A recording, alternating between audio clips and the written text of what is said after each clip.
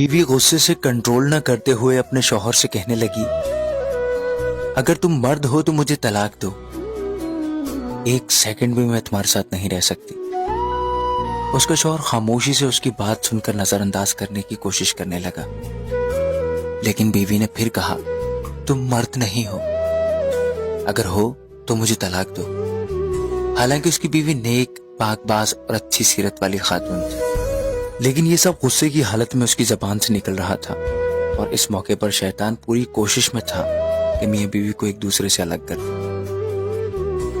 औरत का गुस्सा जब और बढ़ा तो कहा, अगर तुम मर्द हो तो ये करो, वो करो, वगैरह वगैरह। आखिरकार बीवी ने कहा, मुझे अभी तुम्हारा जवाब चाहिए और तुम मुझे इसी वक्त जवाब दो। बिल आखिर आदमी ने मजबूर होकर एक कागज में चंद सतरें लिखकर लिफाफे के अंदर रख दी।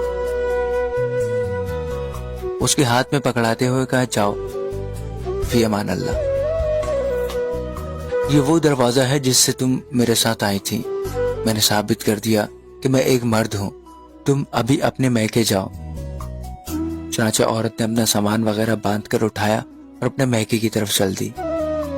जब ये बात लोगों में पहुंची तो किसी को यकीन नहीं हो रहा था कि आदमी बड़ा नेक और रहमदिल इंसान है, ये कैसे हो सकता है कि वो अपनी बीवी के साथ ऐसा बर्ताव करे। उधर मैके में बीवी के दिन गुजरते गए और आहिस्ता आहिस्ता उसका दिल वहां घटने लगा।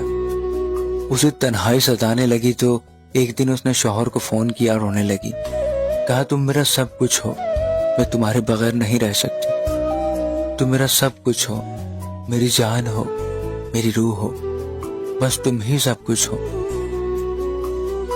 वगैरह वगैरह। आदमी ने जवाब देते हुए कहा, तुम आखिर अब मुझसे क्या चाहती हो?